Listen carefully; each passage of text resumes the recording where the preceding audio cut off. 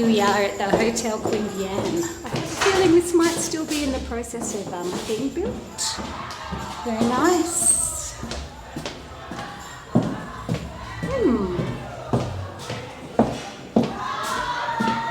Oh, it's already a party. I'm going to get lost. Oh, this way. Hello, Cleveland.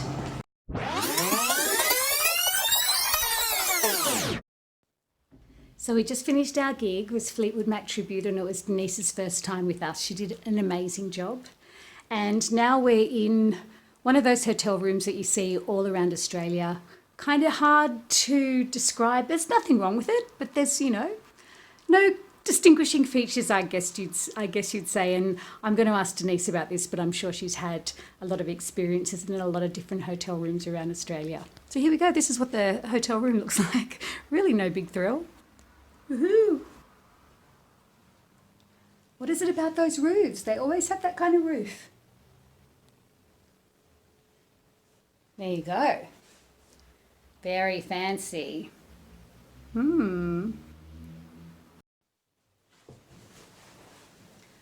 thanks for joining me on my bed in my little hotel room. I have Denise De Marchi here. Chicks. Yeah, and we've just finished our gig. Yeah, my first with her. Yeah, and she did a great job. It was fantastic. It was fun. It was really good fun. We danced. Everybody danced. That guy. Oh, we had a nice little fan. It's good. One thing I was going to talk about when we went to the band room in between the sets, and the guys told us what the sound guy had said. So apparently, Me too. Yeah. You too. Yeah. Us too. we weren't in the band room yet, and so the sound guy was talking to all the male members of the band and said, "Oh, who were not part of it." Yeah, no, not they at all. Defended us. Yes, and he said to them, "Oh, how many chick singers do we have to deal with?" And our guys kind of didn't really say anything because they could hear the attitude. I don't know what that means. And then he said, "Oh, what's the difference between a terrorist and a chick singer? You can negotiate with a terrorist." Me too. And our piano player Tim Weddy jumped up and Smacked said, him? "Hello, mate." Smacked him. I don't think held so. him down, and I sunk the slipper. This is in our dreams, that part of it. That's what we would have liked to have done, but in fact, he just used his words very maturely and said, "No, mate, no, that's not. It's not like that. Have you not heard of Me Too?" And then he said something about, "Oh, I'm not on Twitter," which is related to what? So you don't have to be a decent person if you're not on Twitter. I don't even know what that means. Anyway, the reason that I brought it up is because you had a big career in the 90s. Yeah. And, we were talking about what Australia was like in the 90s. So that probably was no surprise to you, that kind of attitude. No, I mean, I've got a million stories, and, well, I revealed one to you earlier tonight, but I'm not going to tell anybody that. Oh, really? You're not going to tell us? Do you want to hear it? Yes, I want to hear it again because it was such a good story anyway. When we first ventured over the Great Divide, came from Perth to Sydney to get our career going. And this is with your band Living Daylights? Living Daylights, and that was in, I think, 90 or 91, and we had about enough money to get us there for about 18 months. We'd saved up because we did gigs. Lots of gigs and lots of session work. We did so much session work in WA that honestly... Oh, really? And we thought we'd just walk back to it, but that all finished. It changed. It all, But anyway, we ventured over to Sydney and had a crack at the music industry. The big smoke. We're doing all our original stuff and... Didn't get past the test on the night we met.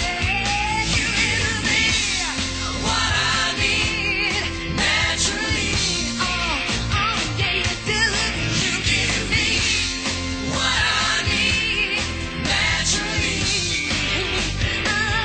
Got listening love, listening love, listening love, got listening love. We thought, we'll crack it, and we actually got some really great initial response, which caused us to move over because we came over.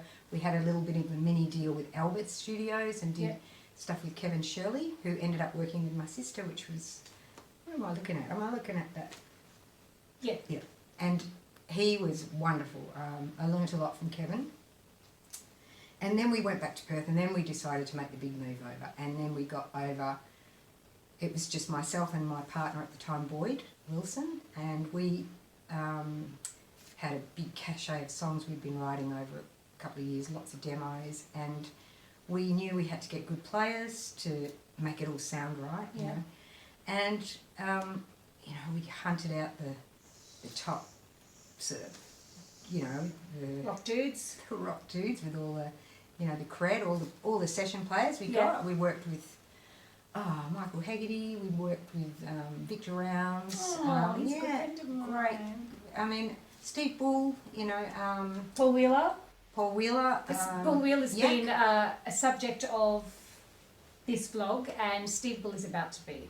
Yes, well, he'll have lots of stories. No, I'll ask him. Steve's a great guy. And Dario, who ends up, he's now working with my sister. Yeah. But, you know, it was very, like, incestuous. Everyone worked with everybody. Quite a small industry, and, really. Yeah, and we got, we had to get some gigs. So the band said, well, we drove around to Springfields, made an appointment with...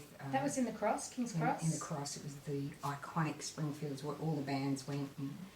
And, went there and did got a package together of our demo, and we just wanted to get some gigs. You know? Yeah. And the boys said, you go in, you're the girl, you'll get the gig. And I did myself up as much as I could, you know. Made myself look like the poster that we... Yeah, right, that's always hard, isn't it?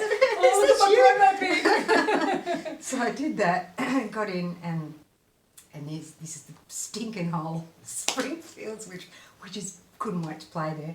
And went in there, and Marty goes, I'll step into my office. And I walked in, and I was very wide-eyed and innocent, thinking, oh, great, yes, completely, absolutely didn't know how to deal with these people. But I thought, oh, yeah, we just want some gigs. And he said, and then he called in some guy that was his offside or something, and he opened his pants, pulled it out, put it on the table, and it was like a baby's forearm. Oh my goodness. It was, and he said, well, what can you do with this? And what were you thinking? I'm going to run back to Perth. Well, I thought, I just want a gig. I don't want anything to do. And so I just sort of ignored it. Very difficult. It was quite a sizable thing. The elephant in the room. Anyway, that was, and I think because I ignored it, he just walked out of the room. And nothing happened. I just said, look, and then the guy, Marty, I think his name was, he just laughed and said, sure, we'll give you some gigs. Was that just a test of some kind, do you think? Or how many girls think, I mean, is this the casting couch? I don't know. I don't know what goes on in their minds. That was really not a turn on, by the way. Oh my goodness. It was gross, and it was just not funny. But you played there. You went out and told the guys, I just next ignored time it. you're getting the gigs. No, I got the gigs. You always got the gigs. Got the gigs. Yeah. And then we get the gigs. It was good. And so that was our start of doing some stuff. And then once you get to play, you get a little following, and then the managers, you're trying to get a good manager. Yeah. And then we knew we weren't very savvy in that area. We knew we were very accomplished singers and musicians, and Boyd was a very prolific writer. I don't know if we had it all right, but we had it as right as we thought we could get it, and we just needed someone to get us a record deal, get us onto some high-level tours, and get a profile. So we got Andrew McManus, and he was very effective, to be honest. At the start, he 100%. But I don't know. I think he was more than we really knew what we were getting into. But he took us. We got a record deal.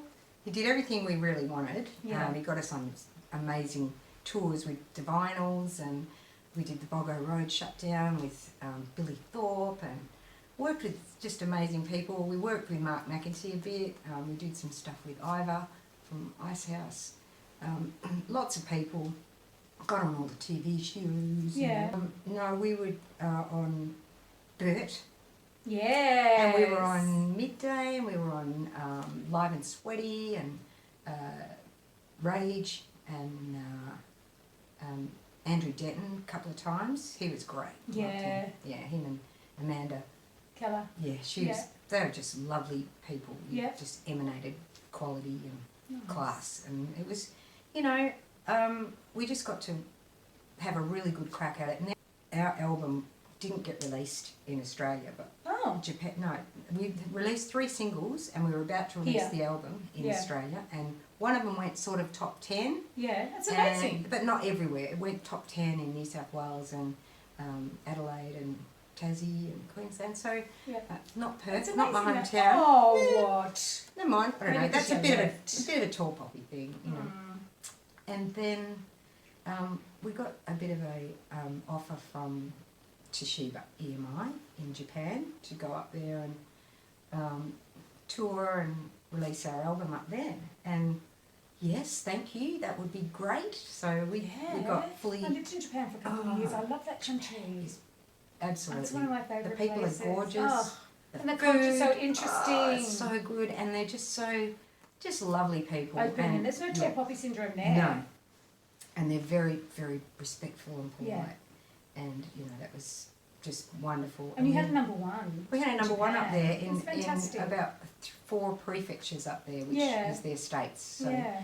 And that's a lot of people. And exactly. Yeah, it was I mean, great. squeezed into a small space. Yeah, and we did every single, from Tokyo down to Fukuoka. We did every... You did Nagoya? Nagoya, That's everywhere. where I used to live. Kobe, everywhere. All the radio stations. The funniest was the radio station here in Hiroshima. Yeah. It's called the Big Isn't Bang. Hiroshima beautiful though? Oh, it's beautiful. Oh my goodness. And it's got this beautiful shrine. Yes, it's very eerie. It's eerie. I went by myself, and yes, Yeah. it is. And the radio station's called the Big Bang. Right. So they got a good sense of humour. Yeah. Oh, right. Yeah. Oh. Just drink for a second there. Yeah. Oh my goodness. But yeah, beautiful. And we were sort of like little mini pop stars up there for a little while, and it was right if you were around. young too, they would have loved that. Yeah, they think we're all Kylie or something. I don't know. But Roxette was out at the time, and we were like a Eurythmics type thing. We were trying to do that sort of thing. Yeah. But everything in Australia was pretty hard rock at the Right. time. So you And felt we were like a you bit- didn't really fit in. No, it was out of its time, and Yeah. but definitely had some good songs, and they got picked up. But That's I don't great. think we were the right flavour of the month in Australia. Yeah.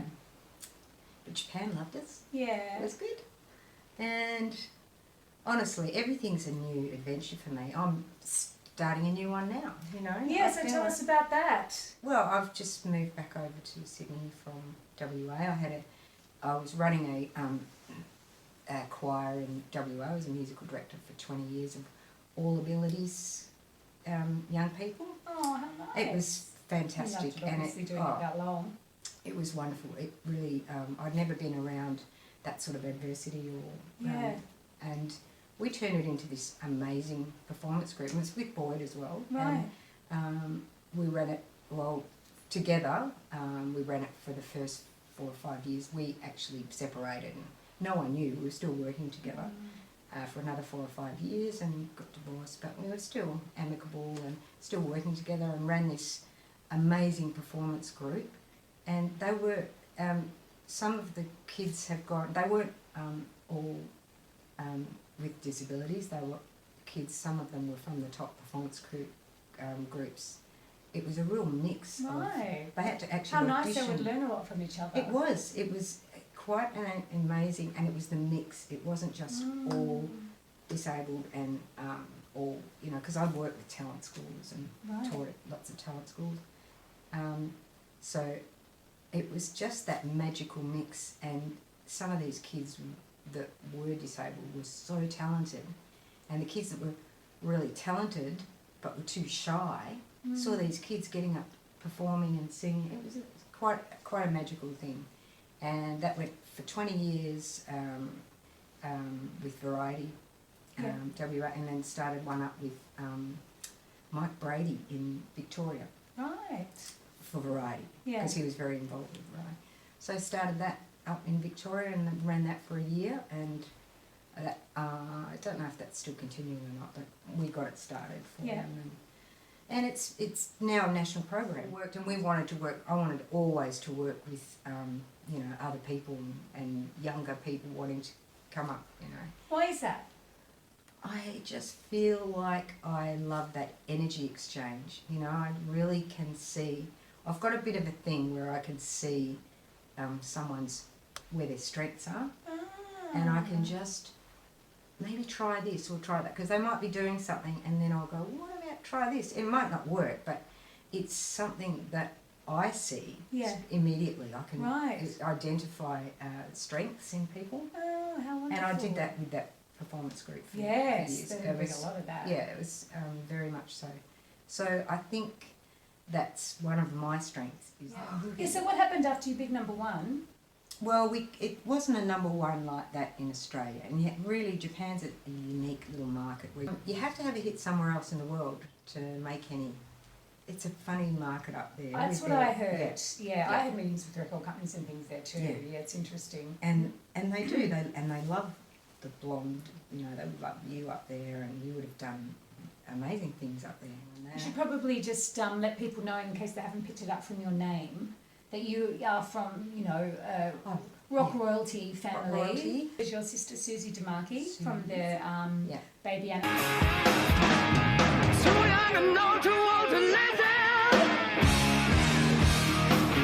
But your whole family is quite musical. Well, we all grew up with.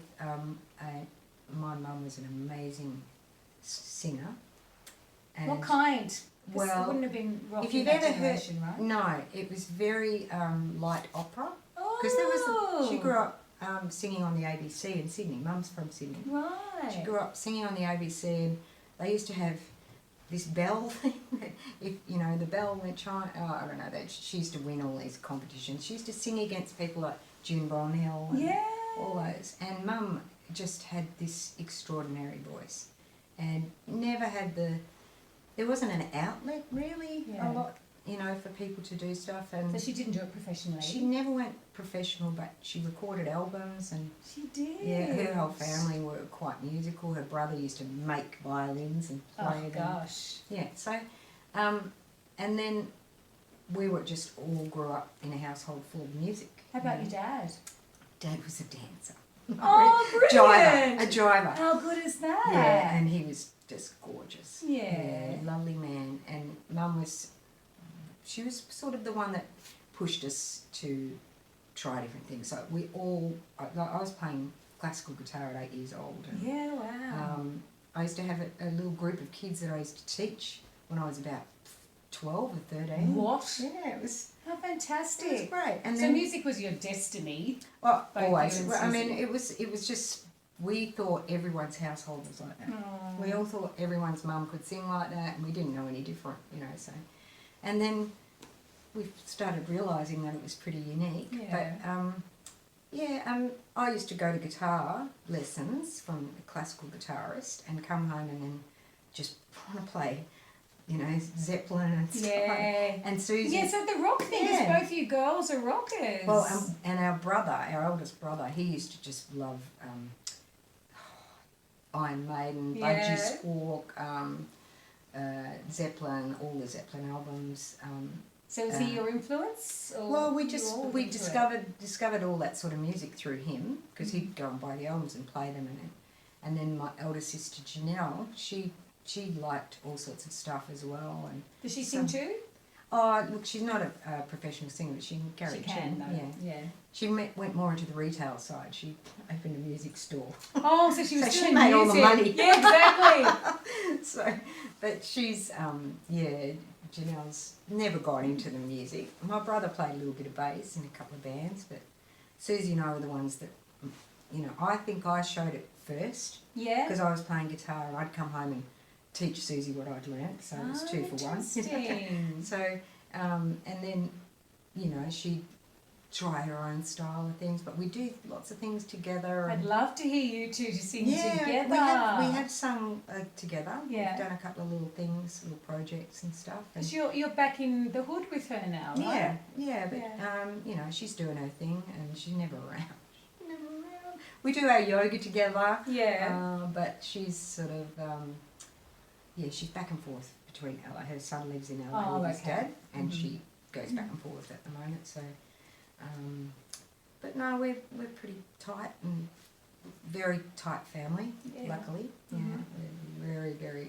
I don't realise how lucky we are sometimes. You know, 'cause we're You close just think and- that's normal, and you realise soon that it's not. Yeah, but the music's always been a thread there. Yeah. You know? So at which point did you decide you wanted to do it for a living? Because even though it was there, your mother didn't do it professionally, so it's not as if that was a given. No, well, my guitar teacher used to take me along to her gigs. Right. And I'd just play along and sing a bit, and then I started doing little ones on my own. Yeah. You know, so I was doing little taverns and little How old were you then? 16, 17. Yeah. You weren't even old enough to be Oh, legal. well, no, she'd take me with Oh, her. I see. Right. Yeah. Yeah. And in the meantime, I was sneaking into pubs with my older sister to see bands, Yeah. and that was like, oh, yeah, this looks good. This is what you wanted to. Yeah, and eventually Susie and I auditioned for this band, and it was called The Kind. They were advertised with 2 backing singers, and it was Diesel on guitar, No. Yak on drums. There was a couple of big bands in Perth, The Frames and The Fingerprints, and Boyd, who I ended up marrying for a short period of time, quite a few years actually, and Dean from The Frames, and that was just... So you got the gig? Got the gig. Well, Susie rang up the manager and said, listen, this is the De Marchi sisters. You've got to give us You're a this thing. gig. We're a De Marchi thing. sisters. Yeah, we've got that from my mother. I'd be impressed. Anyway, we got the gig, and that was my first band. Yeah. And I thought, yeah, this is good. I like this. And I can make my life out of this. yeah, so So- that was that. What are the proudest moments of your career so far? I'm pretty proud of my girls, what Yeah. they're doing. Bonnie, my youngest, just released a single in France. Oh, wow. Yeah, she's written a song with this guy, DJ Felix, and her name's Bonnie Dion, and they've got this song, and it's unreal. And she's good. And yeah, and Nikki's still recording. She's just done This a is Nikki new from project. Nikki Blue Eyes. Nikki Blue Eyes is now called Boy Boy Girl. Girl. She's in this duo thing. Yeah, she's doing lots of things. Did you feel like you've handed over the mantle to a certain extent? Yeah, they took it. They took it. So, I mean, you say you grew up in an unusual household. You only realised it was unusual Yeah. later, but your girls have probably grown up in a very similar household. Exactly, and probably more so because then there's the extended family like Susie and, Yeah. and Nuno and Yeah. yeah. And Ben has brought my son-in-law. He's married to Nikki. He's been in all these bands, and they value my opinion, which is nice. You know, it's not like, oh, what would you know? Yeah, well, You they know? know you do know. Well, to a point, but Yeah. then it's like, oh, God, don't do things like that anymore. Oh. But you know, everything's, you know, just before I left Perth, I joined this band. It was all Steely Dan stuff. Yeah. And I'd never done that. I learned this whole catalogue of songs. And Yeah, I they're mean, great it's songs. not that there's no girls singing. No. It's just awesome backing singing. Yeah, I know. I've done BDs Yeah. for it as well. It's And it's full on intricate, BDs. yeah. So I really enjoyed that. And then I thought, oh, I really want to do more high-end backing vocals. You know? One of the proudest moments I had, that performance group that I had, that All Abilities Kids, we were the choir with Brick in the Wall with Pink Floyd. What? The Twice. actual... We were Pink on Floyd. stage with Pink Floyd Where was that? and at the arena in Perth. It was amazing. And Was that the children's... Oh, for That was that, the- for that. the Not the kids- Brick in the Wall, that the song Brick in where the Wall kids... kids, they bit, come out yeah. and it was amazing. And we did it twice. Both times they came to Perth, they called us back for the second time. And it was amazing. And I said to the kids, you don't know who Pink Floyd are. You go home and listen to it, The Wall. hopefully you know. And won't. they did. Yeah. And they came and they got to watch the show. And those girls that sing with them Yes, are amazing, aren't they? extraordinary. Yeah. And I've done a Pink Floyd tribute show, of course, because I've done a tribute show to everybody. You are the girl. I did fall in love with Pink Floyd, and doing the backing vocals for that, it's quite gospel-y and it's really fun. Yeah, it's very big. Yeah. So, you know, I thought that's really, impressive girls, you know, and girls and guys. It's just such a, it's great. It's a real whole area that I like and I really enjoy. I've done backing vocals. Yeah, I love because you didn't really do it before. Well, I was the lead. The lead, but I did loads and loads of backing vocals on lots of session work, on jingles, and hundreds of jingles. Yeah. With Kevin Peake in Perth, he had a studio, and all the jingles used to be done there, and then they all went. Like we used to do Red Rooster and Chicken Treat and Coca-Cola and all these great ads, and then we ended up all of them went syndicated. Right. So they came over here, and then half of them here are from the US. Yeah. You know, so it's just a lot of it doesn't exist anymore. No. The session work. Yeah. No, and some of it's not so good, but it was good. It was good level when we did thousands of them. Yeah. It was great. And Wendy Matthews, she used to make, such a massive living from doing all the sessions. Yeah. And because we were, Boyd used to sing the male part, and I used to sing all the girl parts. Yeah, right. So you're a good and we did all the backing vocals and all the leads, and we there was other session singers, but I think we were definitely the busiest because they could get two at the same time. Yeah, yeah. Oh, whenever you work together with someone, that's always a bonus for the people. Yeah, it is. It's easy for them. Yeah. So yeah. So okay, you went back to Living Daylights years. You did lots of tours. You said your manager Andrew got you on lots of tours. Diviners was one that you mentioned. Yes. Any tour stories for me? Well, there was a couple of moments. I was in awe of Chrissy Amphlett. You know, she was just it. There was nothing else like her. She blew everyone's minds, and she was just, you know, a force.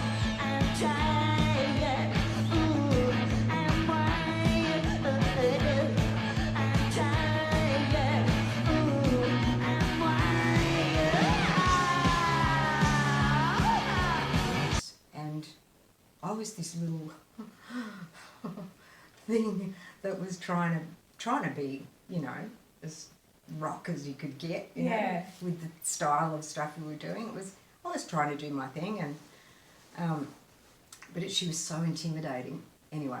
Did you ever feel like you became friends if you toured together? Did you spend enough time?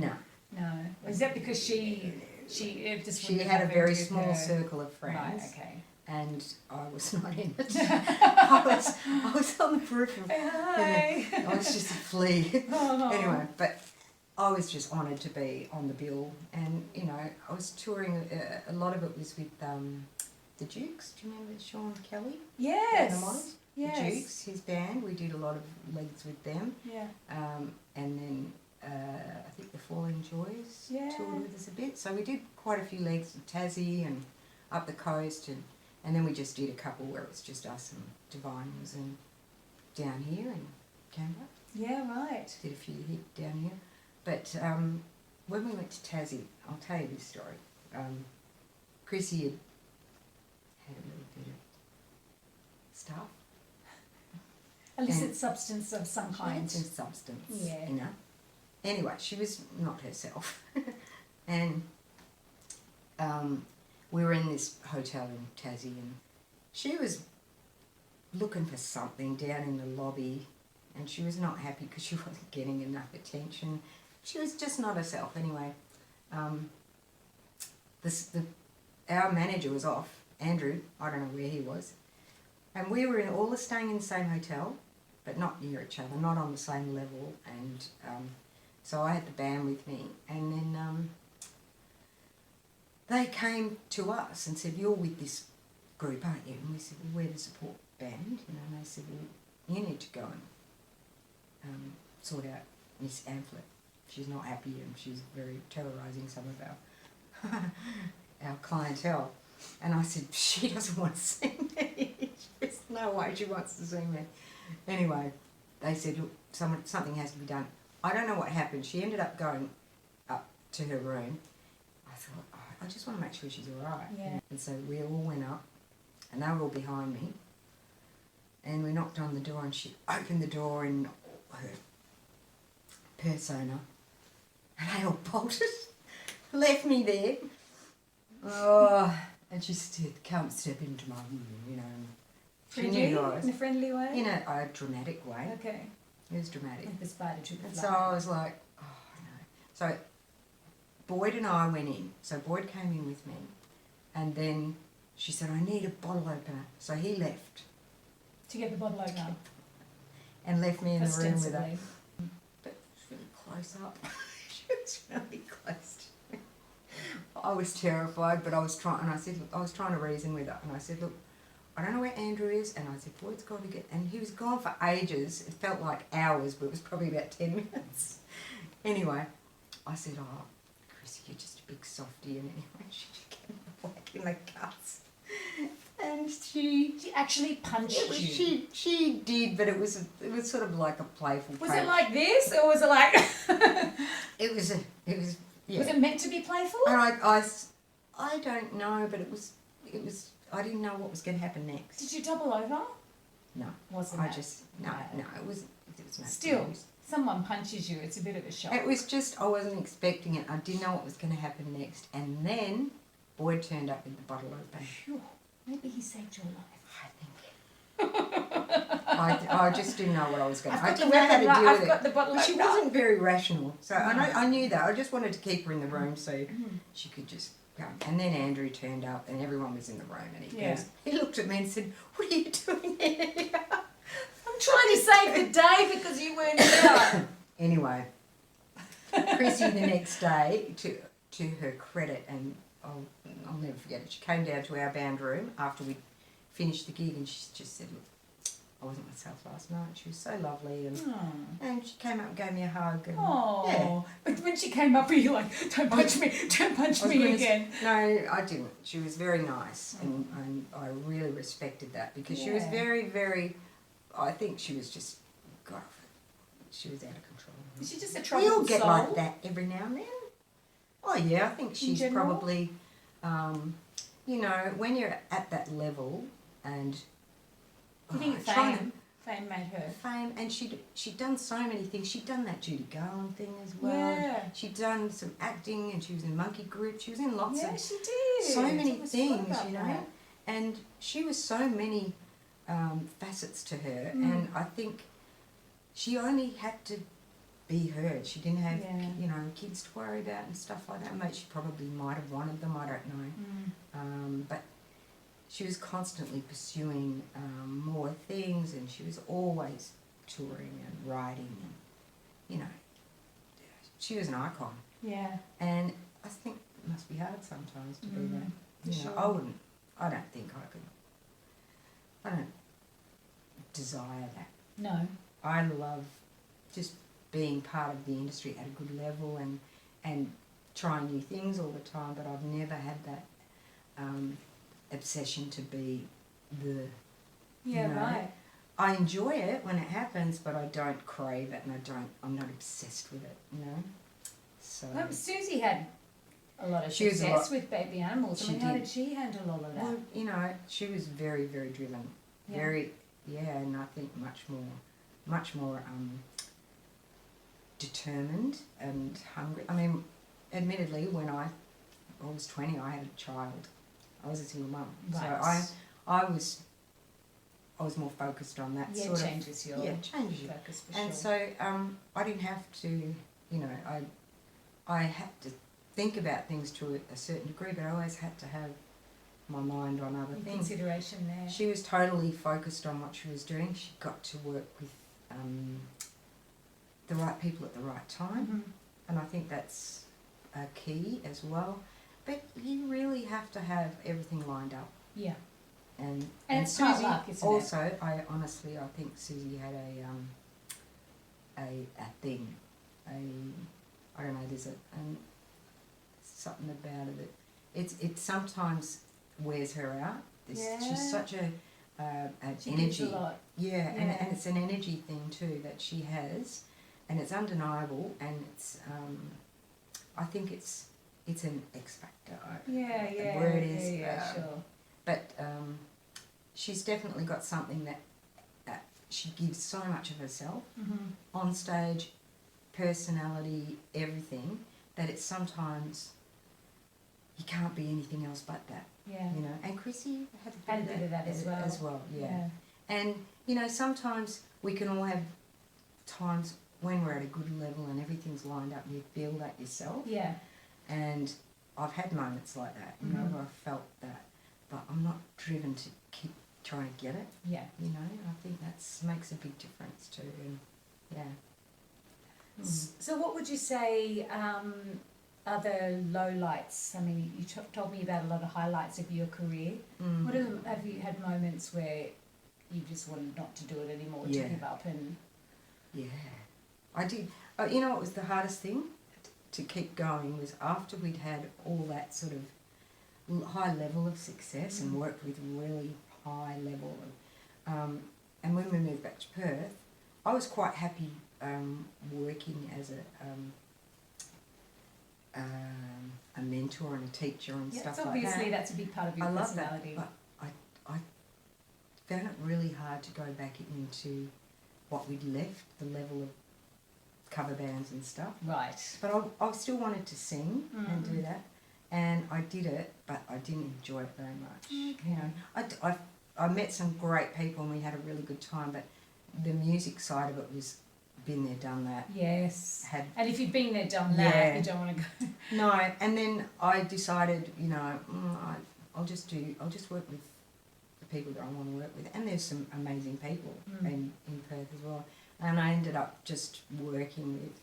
I did a fair bit of stuff with Chuck Hargraves, who used to be in Uncanny X-Men. Oh, okay. Yeah, we did duos and stuff like that, and we had a three-piece that was really successful called Zoom for a while, and it was just us three. Yeah. And with another guy singer, Bill Bennett, who was a great singer, but he ended up not being very well. So, but that was fun because we just picked the eyes out of some really great songs and played just acoustic. Yeah, nice. And we used to, you know, play some great gigs, and that was good fun.